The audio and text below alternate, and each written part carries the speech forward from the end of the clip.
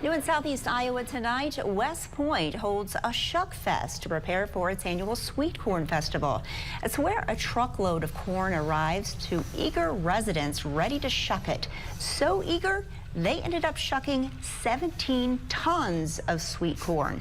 Organizers shared an earful of what they love most about this event.